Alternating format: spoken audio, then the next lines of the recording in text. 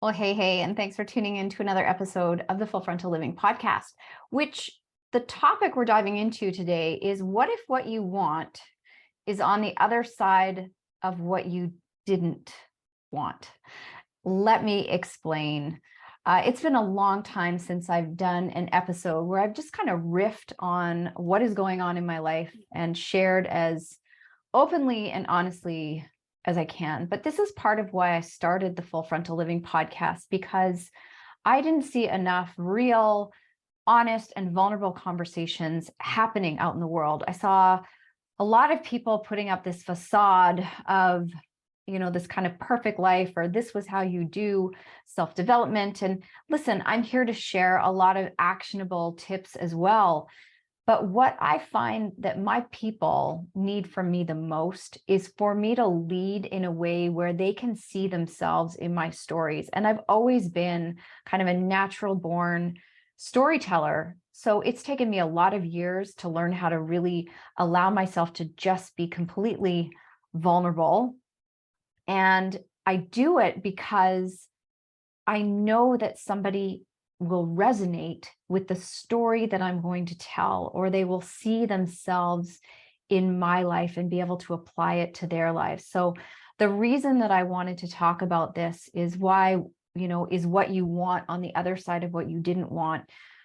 Because there have been so many times in my life where I kind of woke up to things happening that I never asked for, I didn't want. That was not the request that I put into the universe, only to find out that that very thing that I didn't want was the gateway into what I wanted.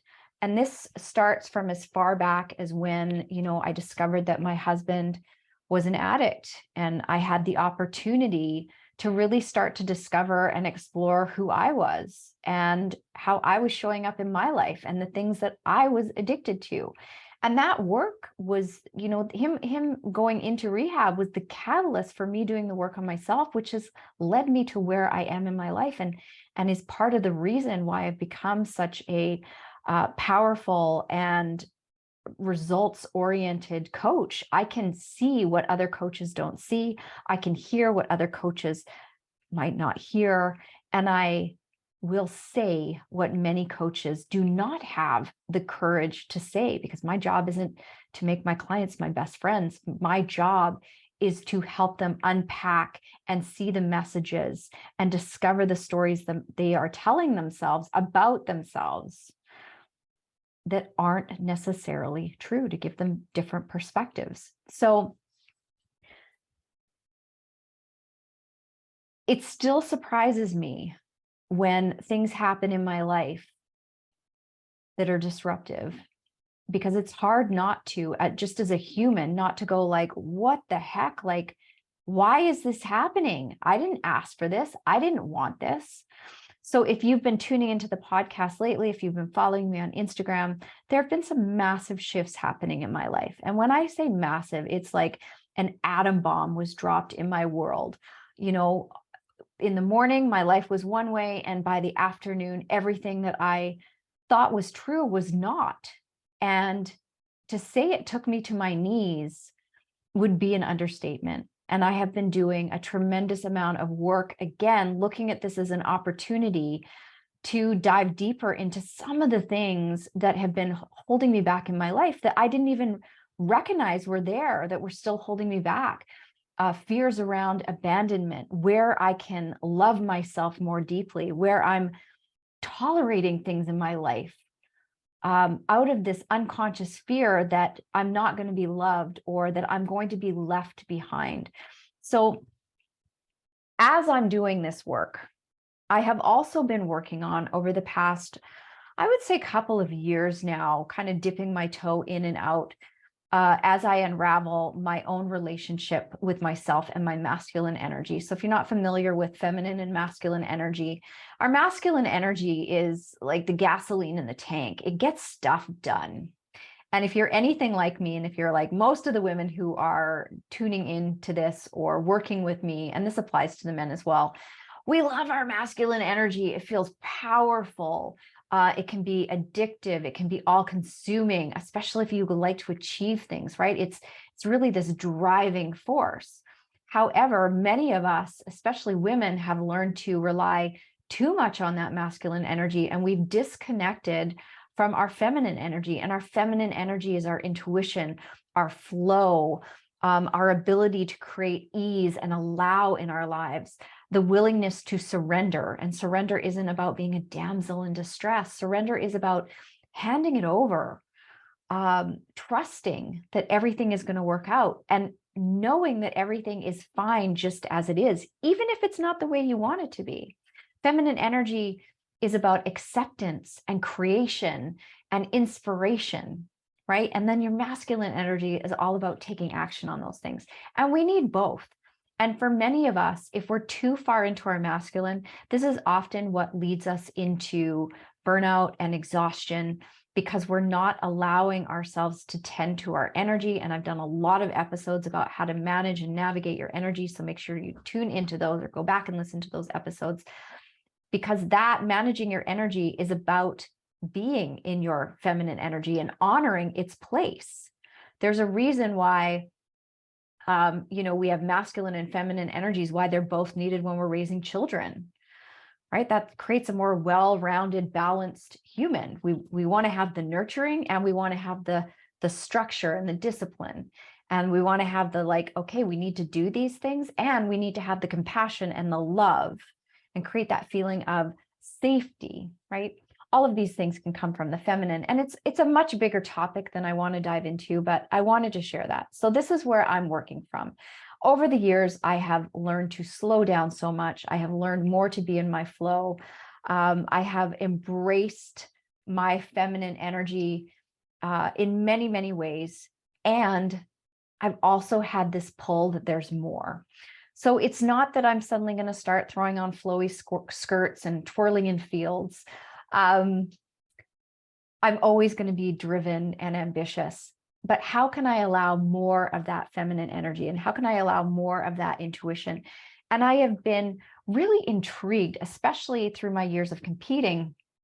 I've been really intrigued with some of these younger generations, because I'm a Gen Xer. I turned 50 this year. And I didn't grow up in the time where it was like selfies and self-love, and that just wasn't us. So not that I'm saying that this generation totally understands self-love. I think they might surface, but as with all generations, they're going to have their own work to do to discover who they are as they get older.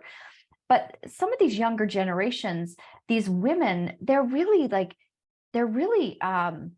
in tune with their feminine energy, and they own it. And it's not about their feminine energy is for someone else or for a man. It's for them. They're celebrating themselves. They're celebrating their bodies. They're celebrating their curves and all their things. So I have a posing coach right now.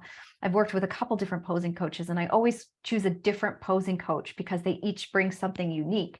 And what I've loved about all the posing coaches I've worked with, because most of them have been women, they know how to work their bodies and really play to the camera, because that's part of the organization I compete with. It's very pageantry and, model. And I don't consider myself a model. If anything, I consider myself more of a tomboy. But I do like to get glam. I do have that side of me. And this is where I talk about range. It can be both and. I can be serious and a world-class coach, and I can also strut down a catwalk, right? That range. And I want you to have that range as well. So each of these women are powerful in their own right. They're entrepreneurs. They're smart. They have a diverse interests. One loves dirt biking and photography and cooking and modeling and belly dancing and pole dancing. They're mothers. They're raising children. They're running businesses, supplement companies, you name it. So these are smart women. And I've really had to unpack the stories that I tell myself about women who can really own their bodies and feel at home with their own sexuality, because that has not been my experience. So there has been a lady that I've been watching online for a long time. Her name's India, and I'm going to link her Instagram in her Instagram account in the show notes, so you can go and check her out. I'll link the posing coaches that I've worked with as well. You can check them out. Because again, if this is something that you rub up against, then start following some of these women who might trigger you a little bit, because when you get triggered, that's showing something that you may value in yourself, or a part of you that is wanting your attention, wanting to be heard. So I started to pay attention to this. And whenever I'm judging somebody, this is a good tip for anybody listening. If you're judging somebody, it's really important to turn that finger back around at yourself and ask yourself, what am I judging in myself when I'm judging someone else? So when I was judging these women for really owning their own sexuality, there was a part of me that was judging myself for not being in touch with my own and feeling so disconnected from that part of me, but wanting it a little bit, like wanting it for me. So anyway, so I'd been following India for quite some time, and she just intrigued me. Like, you'll have to go and watch her on Instagram and give her a shout out, but she just intrigued me because she was the absolute embodiment of femininity and feminine flow. She's got a background as a dancer, so I loved just watching her move. I loved watching her just own her body and her sexuality. It was intoxicating to me on a certain level, because I was like, how can this be?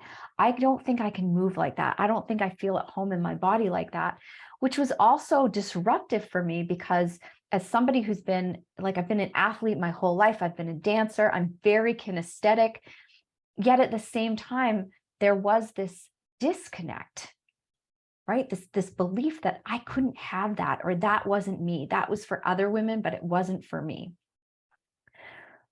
So this year, and especially with everything that's happened in my life, I decided it was time to get serious about really pouring into myself in a new and exciting way, and working with someone in person, which many of my coaches are online, and I love that. But I really had this craving, especially after the pandemic years, to work with somebody in person and be in that physical space, because it's different. And I wanted to not hide, and I wanted to be able to show up as raw and vulnerable as possible, which sometimes can still be challenging for me. It's one thing to be in a place of leadership and in my vulnerability. It is a whole other ball of wax to be sitting in front of somebody else and surrendering and like laying your heart out on the line for them to be present with. And not everybody can hold space for me. Not everybody can hold space for you. You want to find those coaches, those mentors where you feel safe, that you can show up as all of you. And that's partly a choice, right? I had to make the choice that I was going to be completely open about what was going on for me and how I was feeling with India. And sometimes that's hard, because as a coach, and because I've been coaching for so many years, you know, that little voice that's like, oh, you should know better, Lisa. You should know better. You know what you need to say to yourself. To let go of that judgment of I should know better, and just allow myself to be open to her perspectives and what she wanted to share with me. Because if I knew better, then I wouldn't be feeling the way that I was feeling. And I remember one of our first conversations, I told her, like, I feel so broken. Like, there's pieces, and I just need to learn how to pick those pieces up. And I want to embody my sexuality for me more, and my femininity. And I want to understand more about this flow, and I want to deepen my intuition. I've got pretty good intuition, and still sometimes I find myself not listening to it in the way that I need to. So I want to deepen that. I want to be in a relationship with myself that is so connected that I have my own back in an even deeper way, that I belong to myself, and that I know truly what it means to choose me all the time. Choose me. Because what I talked about at the beginning of this episode around abandonment, if you know you're never going to abandon yourself, the fear of being abandoned by somebody else no longer exists. So there's this part of me that I'm not giving myself. And I remember that she looked at me and she said, well, maybe, Lisa, you're not meant to pick up the pieces. Maybe you're meant to have this part of you fall away. And it's about creating new from here. And even though I'd heard that before, the way she said it resonated with me in a different way, because I do feel like I'm at a stage in my life and in my business where I'm reinventing myself again, where I'm going deeper. And we all have different seasons. We have seasons where we get to just enjoy the view, right? So I've had a few years of sitting upon the mountaintop that once upon a time I thought, oh, God, when am I going to feel better? And then everything in my life changed. And I've been sitting there enjoying the view, enjoying the life that I've built for myself and the business that I've built for myself and everything that I've accomplished. And then the universe decided it was time for me to grow again. And this is where this shedding comes and these pieces fall away. So, just a reminder, the topic we're talking about is what if what you want is on the other side of what you didn't want? There have been things that I've been calling in my life. I've been calling in this femininity, this flow. So everything that's happened in my life has provided the opportunity, the catalyst, the time, the space for me to really dedicate to this. So this is a very long way around this story that I want to share with you. But here we go with this, because this is what I mean about what if on the other side of what you didn't ask for, what you're having a tantrum about is the gift. So it's been 2 years since I've competed. I compete in fitness. What's the difference between fitness and fitness model?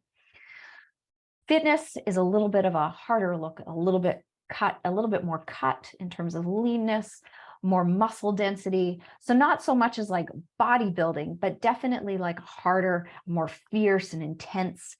There's an intensity about it on stage, right? Like I am all that. And, a bag of chips kind of attitude, very fierce and ferocious and sexy. And fitness model is a much softer look. You don't have to come in as cut. It really is about fun and flirty and playful and sexy and just like living your best life. So the stories that I have been telling myself, and this isn't new, this has been going on for decades, is that I never wanted to be a fitness model. I don't aspire to be a fitness model, because part of it was, and again, no shade on anybody who is a fitness model, because this story is not true. This is just what I have been telling myself. And many of the stories you're telling yourself aren't true either, is that fitness models are not athletes. And I am an athlete. So I don't want to compete as a fitness model. I want to compete in fitness. So for the past 2 years, that has been my goal, to compete in fitness, to go up on stage next to my coach, and be able to hold my own. So a few weeks ago, during my check-in, my coach came back to me and said, and her and her husband work as a team, we've looked at your physique and we think that you should really consider competing in fitness model. And you would have thought that I had gotten hit by a 2x4. To say I was not happy with that feedback would be an understatement. So the reason behind it is my build did not go the way we had planned this year. There were lots of ups and downs, between hormonal issues, things happening in my life that have derailed me.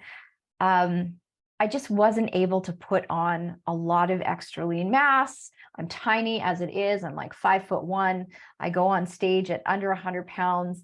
So putting on some muscle density so I could really compete in fitness as a pro just hasn't happened. But man, it was such a punch to the gut, because I've been working so hard over the past 2 years. I've been controlling the things I can, and I've had to let go of the things that I can't. And this is the outcome. And sometimes we don't get the outcome that we want.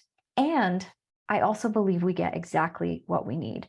So after thinking about it, I came back to my coach and said, you know what, like that inspires me like 0%. Don't really want to do fitness model. So I'm just going to go out on stage. I'm going to do fitness and I'm going to do my best. And that's that. But it was like the sandpaper rubbing at me behind the scenes, to the point where I was like, you know what? I don't want to spend the time or money to go on stage if I can't be competitive, because I love being competitive. The athlete in me wants to be competitive. So I don't go in like expecting I'm going to take first place, but I want to do well. I want to do well up on that stage. I want to do well in everything I do in my life and in my business. I don't come to just have a mediocre life. I want to have an extraordinary life. I want to have extraordinary experiences. So I thought, God, well, if I can only do fitness model, if that's the only place I'm going to fit, do I really want to do that? Do I really want to do that? Because again, I had all these stories about what I was making it mean about being a fitness model. It was almost like if I competed as a fitness model, it erased all the work I did in 2 years and nobody's going to take me seriously. But I know the work that I put in. And at the end of the day, you listening, you're probably like, well, what the hell's the big difference anyways, Lisa? Does it really matter? And you're correct. It doesn't really matter. So I've sat with that. And I actually got to the place of like, I don't think I'm going to compete at all because this is just not inspiring to me. And then I went to see India for my session. And we do a lot of like movement and just getting in my body and feeling what's there. It's another form of like somatic therapy, healing, whatever you want to call it, right? Because so much is stored in our tissues. So it allows me to move that energy and move my emotions. And she asked me some, I was in my stuff and going off about fitness, bikini, and blah, blah, blah, blah, right? Like all up in my garbage. And she asked me to explain the difference between fitness and fitness model, and I did. And then she got quiet. She looked at me and she kind of chuckled. And she said to me, Lisa, do you remember why you hired me? I'm like, yeah. And then it hit me what she was saying. I hired her to find my sexy, my fun, my flirty, my full embodiment of feminine energy. Okay, nothing speaks more to that than going on stage in my organization as a fitness model. Nothing. And she said, isn't it funny that you got exactly what you wanted, yet you're fighting for the part of you that wants to remain fierce and ferocious, and I'm an athlete, and I'm strong, and this is what I do, and this is who I am. She was right. I asked for this, but it was delivered to me in a way that I didn't want. I didn't want it to come in that package. I wanted what I wanted, how I wanted it, when I wanted it, under the circumstances and conditions I was going to create. But that is not how it works when we ask for things to be different in our life. The universe is going to deliver it however it chooses to deliver it. And in this case, it came in the form of a downgrade, quote unquote, that's my word, a downgrade into being a fitness model. I'm getting exactly what I asked for. So I stopped stomping my feet. I looked at the stories I was telling myself, and I said to myself, Lisa, if you really embrace this opportunity, what might be possible for you? Imagine if I stomp myself out on stage and place in the top 5 at Worlds in Bikini Model, because I've done the work to actually embrace that part of me that wants to come out that I still am holding judgment against. What is possible on the other side of me really embracing that femininity, allowing myself to indulge that part of myself, to make it okay to be a woman owning her femininity and whatever that looks like. And you might be listening to me thinking like, oh my God, I can't even imagine this, Lisa. And most of the clients that I work with, most of the women I work with are like this. They have a lot of judgment around their bodies, around their sexuality, all the things, right? Their masculine energy feels safe for them. The masculine energy feels safe for me. Feminine energy, flirty, fun, that feels edgy. So there's an opportunity here for me to lean into an edge. But again, like it's coming to me not in a way that I expected or requested. Just like when I got the gift from my husband of rehab, that is not how I wanted to grow and evolve. That was not how I wanted my personal development to come to me. And even now in my relationship with what is happening, this is not what I asked for. But I have for many years now been requesting in my mind, knowing I wanted a different relationship. So not with a different person, but I've been sitting back and wishing and wanting for things, certain things to be different, for my partner to grow and evolve and really step into taking responsibility for his life. So although he had his sobriety, he wasn't necessarily healthy all the time. And this, when we don't deal with the root cause of what is shaping our behaviors, the behaviors don't just go away, they move. This is why, addiction is so toxic, because it moves from alcohol to drugs, from drugs to gambling. Like, so you can do all the things to abstain, but your trauma is going to come with you. And this is in essence what has occurred for him. And I have been tolerating a lot. As I said, I've been tolerating a lot of things in my relationship that I really wasn't happy with. So now there's been this massive catalyst. And on the other side of this may be the gift of the type of connected relationship I've always wanted. But the only way to have that was for me to heal my own wounds around abandonment, where I still wasn't choosing myself and was waiting for someone else to choose me. And also him doing his work on what he needs to do so that he can become the healthiest version of himself and the most connected version of himself. So he can know what it means to choose himself and belong to himself without the stories and beliefs that were keeping him trapped. So I'm not making what happened in our relationship okay, because it wasn't. It really wasn't. And maybe one day I will talk more in depth about that, but I'm not ready to yet. And that's okay.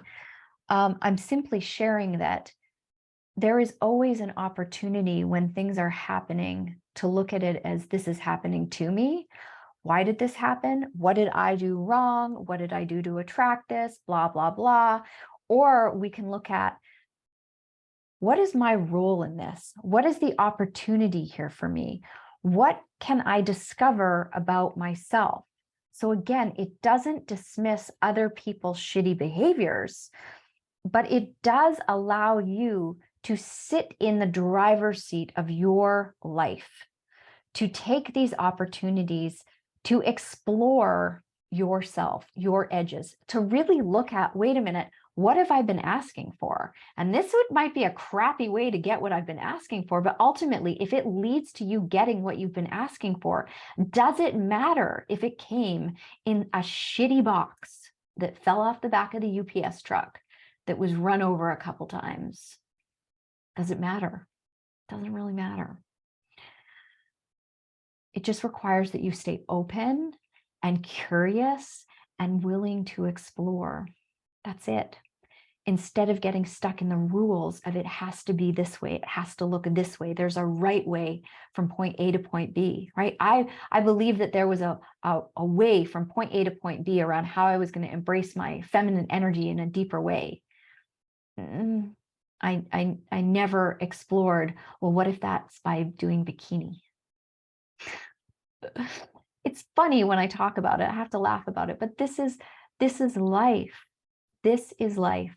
Everything is an opportunity. Everything is always going to be okay. Even in the most painful of moments, you are learning and growing. And I think that that's how I want to end this episode, is growth is pain. Growth is pain. And nature is such a beautiful example of this. We're going to the summer months here. I believe tomorrow is the summer solstice here. For a plant to grow, that seed to grow, it needs to completely destruct, right? Like the destruction has to happen for the sprout to push its way up through the soil, to break the ground.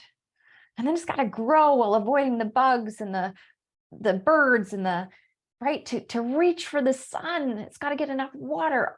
All this work and energy goes into the growth of that plant. And so much of it is about destroying what once was.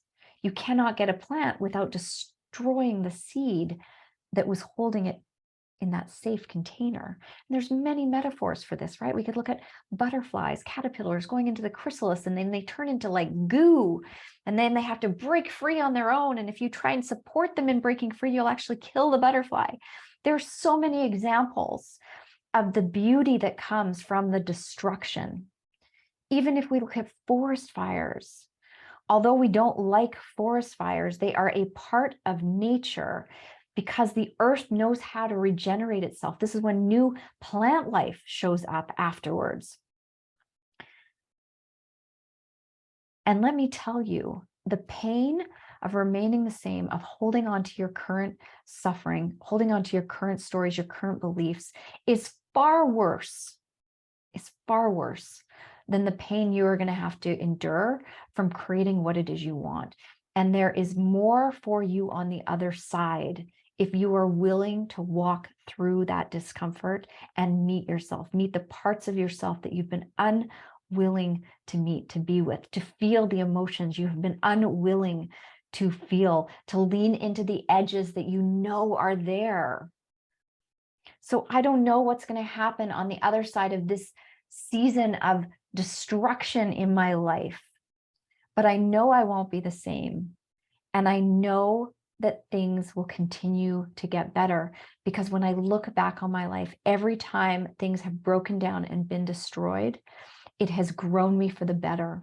And I bet if you look at your life, every time something horrible maybe has happened, on the other side of it, it has transformed you in ways that you could never have possibly imagined, and for the better. So go look for the evidence that the discomfort of doing something different in your life is worth it. Lean into the fear, lean into the edges, and continue to keep your eyes on and dream about what is possible for me on the other side of this thing that I didn't want and didn't ask for. This was a longer than normal episode, so if you stayed to the end, thank you so much for being here. If you need support navigating, getting out of what is familiar and comfortable for you, if you are an A-type, high performance, high intensity, driven, ambitious woman who wants more, but you recognize that you are sacrificing a lot of the parts of yourself to achieve that, and you no longer want to tolerate that in yourself. You want to prioritize yourself. You want to prioritize your joy and your fulfillment and peace and ease, and be more connected with who you are and create an extraordinary life and extraordinary life experiences for yourself, to live a life that you truly enjoy being in, a life that you are living and not a life that is living you. Is that how you say it? Like you're living your life instead of your life living you. Make sure you reach out. Hop on to lisacarpenter.ca/collective. That's where we have a wait list for the collective, which is a 6-month hybrid one-to-one and group coaching program beginning in September. There's only space for 5 women at the time of recording. I believe we only have 4 spaces left. And when it's filled, it's filled. Now, this is not a group program with the curriculum and PDFs. It just means that you're going to be doing one-to-one coaching with me. And the group aspect of the program is when all 5 of you come together and we have deep conversations about the things that are impacting your world, because you are all so much more alike than you realize, which opens you up to vulnerability, to seeing your edges, to seeing the stories you're telling yourself. And everybody in those group sessions is also going to get hot seat coaching. So you grow and learn from the collective, and you grow and learn just from being in the one-to-one container with me as well. And it comes with other elements of support. So if that's for you, make sure you get on that wait list, and we will get an application out to you. And then I'm happy to hop on a call and discuss if it is the right fit for you, because it's not going to be the right fit for everyone. But if you think that this might be for you, I encourage you to just get on the list and fill out the application. You have nothing to lose. And I guarantee you, even spending 30 minutes with me will create transformation for you. Even if you decide that the program isn't right for you, that 30 minutes spent with me will create transformation and shifts in your life, because I don't want to waste my time, and I certainly don't want to waste yours. I want you to walk away with tremendous value, even from that connection call. So have a beautiful day. If this episode resonated with you, make sure you share it with a friend or family member, or drop into Instagram and drop me a note in Instagram. I will leave all these links in my bio or in the show notes for you to check out. If you're watching on YouTube, thank you for being here. Make sure you subscribe to the channel. We will continue to put out videos, and just grateful for you being here, grateful for you taking this time out of your day to spend with me. And I hope you received tremendous value, or the message that you needed to get to break down some of your own, we'll call them limiting stories. So until the next episode, take good care of you. Remember, you are responsible for your health and well-being, emotionally, physically, and nobody can make you a priority but yourself. So stop waiting for other people to give you what you need, and take responsibility for giving yourself what it is you need to thrive. I'll catch you on the next episode.